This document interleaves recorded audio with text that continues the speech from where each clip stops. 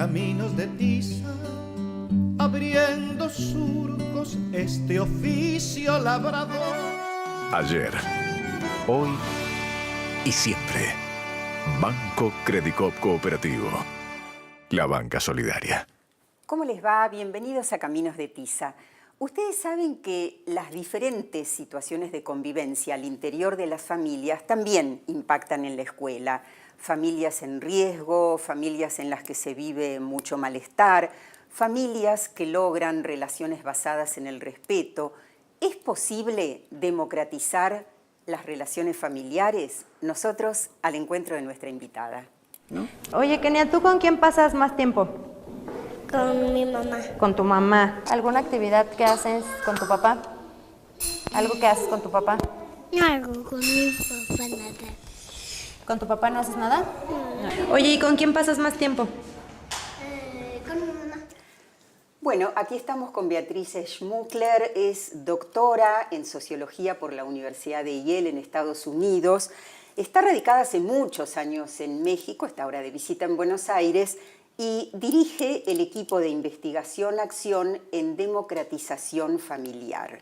¿Qué tal, Beatriz? Qué tema, ¿no? Qué tema, ya lo creo. Por eso te invitamos. Y justamente lo que me gustaría que nos cuentes es cómo y por qué te acercaste a este tema. Tengo la impresión de que tiene que ver con mi historia familiar, obviamente. Mucha violencia en mi familia, mucha enfermedad mental de parte de mi madre, sobre todo. Y creo que eso me generó, desde chiquita yo hacía juegos dinámicos en mi dormitorio, me cerraba la puerta, inventaba familias. Diferentes. Entonces estructuraba así vínculos y qué sé yo, y los hacía a mi modo, a mi gusto, y jugaba con muñequitos y los ponía en su lugar, en el lugar que yo quería. Claro. Pero bueno, ese juego, descubrí de tiempo atrás, descubrí que yo ese juego lo sigo haciendo. Y que sigo como inventando maneras de vincularnos en familia que sean saludables, que me den bienestar, que me sienta bien, que haya hombres y mujeres no violentos, que sea posible amarse de un modo feliz y gozoso. Sin autoritarismo. Sin autoritarismo. Yo creo que el tema básico que me marcó en mi infancia fue el autoritarismo de mi familia, sobre todo de mi padre. Lo que pasa es que yo siento que finalmente el autoritarismo no es algo que es de una persona, sino que tiene que ver con una cultura. Claro. Con la cultura que absorbemos desde la infancia. Bueno, pero además para que haya un autoritario tiene que haber alguien dispuesto a someterse a él, ¿no?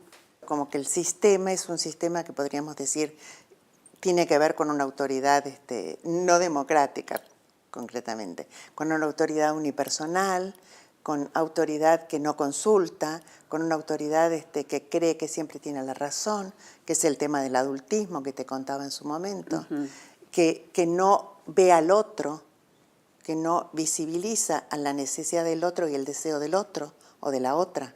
Entonces creo que lo que yo estoy luchando desde mi infancia, sin darme cuenta, es por vínculos saludables que impliquen el bienestar de todo el grupo, los derechos de todo el grupo. Lo que pasa es que cuando hablamos de derechos creo que ya caemos en un tema de racionalidad. Yo creo que lo que sucede en esos vínculos cotidianos que son abusivos sin que nos demos cuenta que son abusivos. Y tienen mucho que ver con las emociones que generan.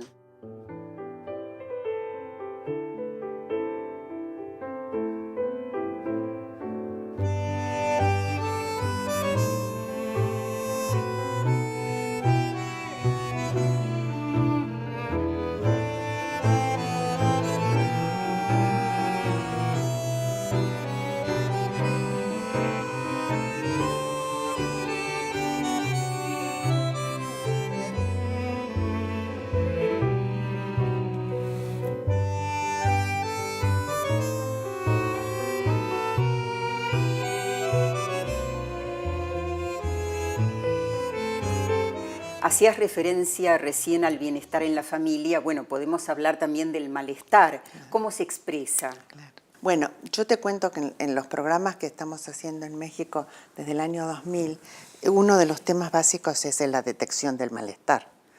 Y el tema de la detección del malestar pasa por, en los talleres hacemos un autodiagnóstico de nuestras familias el primer día del taller.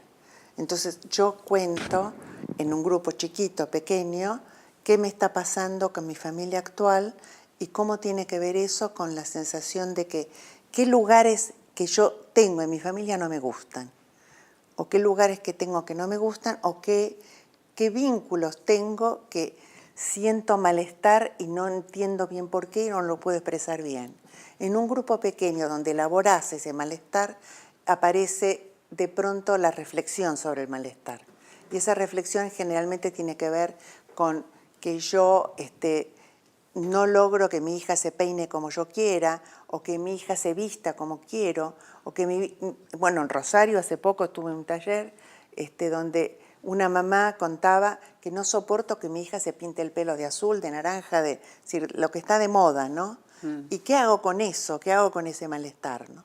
Entonces, creo que lo que reflexionamos en esos grupos es la posibilidad de pensar que por ahí no estoy escuchando el deseo de mi hija, o por ahí no estoy escuchando que mi hija realmente ese deseo no lo va a llevar necesariamente a la droga, que el color del pelo o la tintura del pelo no necesariamente, estoy haciendo una exageración terrible sobre lo que significa el teñirse el pelo de mi hija adolescente, ¿no? Tu peux sortir de table, François.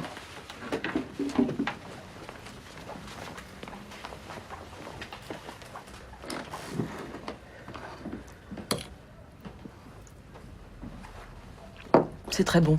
Tu devrais goûter au moins.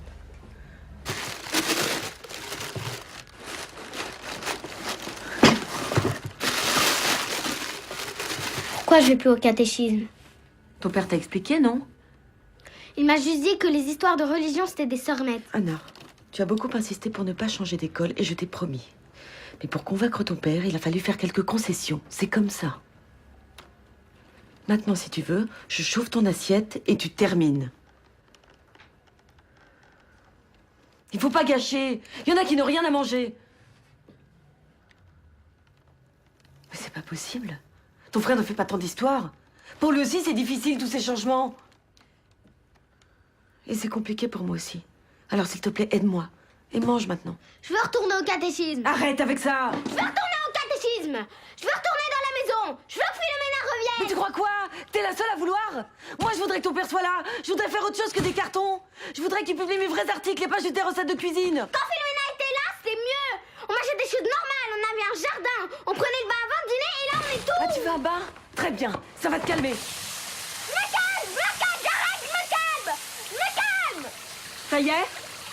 Je te déteste, je déteste, je déteste. Bueno, el tema no pasa solo por la relación madre-hija o madre-hijos, sino también por las relaciones de pareja.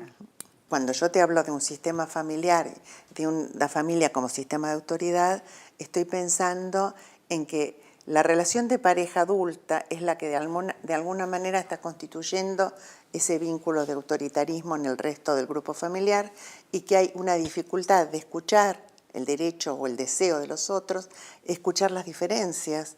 Creo que un tema del malestar tiene mucho que ver con que no aceptamos las diferencias, que nos cuesta mucho, inclusive darnos cuenta de nuestro propio autoritarismo. Y que no podemos hacer acuerdos. No podemos hacer acuerdos a partir de que no soporto el deseo del otro o el deseo de la otra. Si yo empiezo a soportar ese deseo y empiezo a darme cuenta que no es catastrófico, empiezo a tener la posibilidad, yo no diría de negociar necesariamente, pero por lo menos de escuchar, y a partir de escuchar empezar a plantear mi angustia frente al deseo tuyo y poder conversarlo. Y esa conversación no sabemos qué va a salir.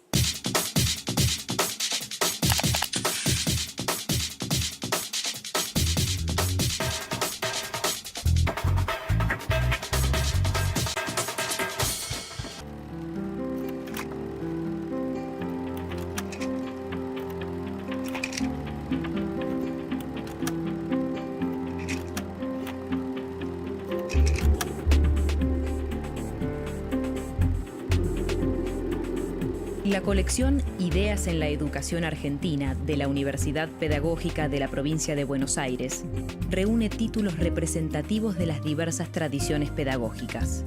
Además, cuenta con un video y un estudio crítico que enriquecen y facilitan el abordaje de la obra, del autor y su época. Darío Pulfer.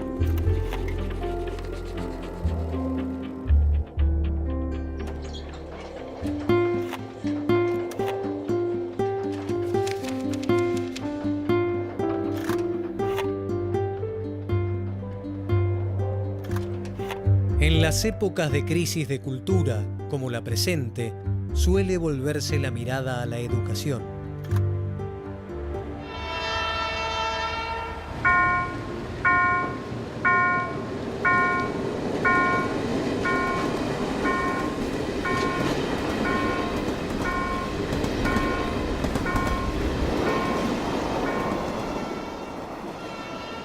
Bachillerato y Formación Juvenil fue escrito por Juan Mantovani, un pedagogo emblemático de la Argentina de la primera mitad del siglo XX, que quiso reformar y transformar la escuela media de nuestro país. Estamos en la Escuela de Educación Media número 11 de Adrogué, donde fue rector Mantovani a partir de octubre de 1930. En las aulas de este colegio fue tomando algunas de las ideas, de las preocupaciones, de las inquietudes que lo llevaron a pensar su proyecto de reforma de 1934. Juan Mantovani nace en 1898 en la localidad de San Justo, provincia de Santa Fe. De joven, se traslada a Buenos Aires, donde continúa con una formación académica sólida y profunda. En 1919, Mantovani se recibe de profesor de Pedagogía y Ciencias Afines en la Facultad de Ciencias de la Educación de la Universidad de La Plata. Durante aquellos años, se vislumbra en el joven Mantovani un profundo cuestionamiento al modelo educativo vigente. A principios del siglo XX, la Argentina ya había desarrollado un sistema educativo amplio, extenso, y era un país pionero en América y en algunos países del mundo. Era de los pocos que habían desarrollado un sistema educativo realmente abierto, público, gratuito, pero lo había hecho al amparo, sobre todo en los últimos años del siglo XIX y principios del siglo XX, de la pedagogía positivista que enfatizaba el método de enseñanza. Plantea un nuevo canon de preguntas para la pedagogía. Si el positivismo había puesto en primer lugar la pregunta por el método, por el cómo, por la acción del docente en el aula, él plantea tres nuevas preguntas. En primer lugar, ¿qué es el hombre? En segundo lugar, ¿para qué educamos? Y en tercer lugar, ¿cómo educamos? Es decir, que el método queda en un tercer lugar no solo físico en el libro, sino en un tercer lugar en jerarquía. Él entiende que solo podemos plantearnos cómo educar a partir de preguntarnos qué tipo de hombre queremos formar. Y esa es una pregunta que de alguna manera liga la práctica cotidiana de la pedagogía con los fundamentos filosóficos, que son los que Mantovani intentó darle. A mi modo de ver, Mantovani ocupa en el espacio de la pedagogía argentina el lugar del primer gran pedagogo surgido en la Argentina y pone en el centro de sus preocupaciones la cuestión de las finalidades y la cuestión del hombre que se quiere formar. Sin embargo, creo que el legado de Mantovani es la necesidad de un pensamiento pedagógico autónomo, un pensamiento pedagógico específico. Y en ese sentido, independientemente de los aportes que él propuso, creo que tenemos que volver a plantearnos las preguntas que él se planteó.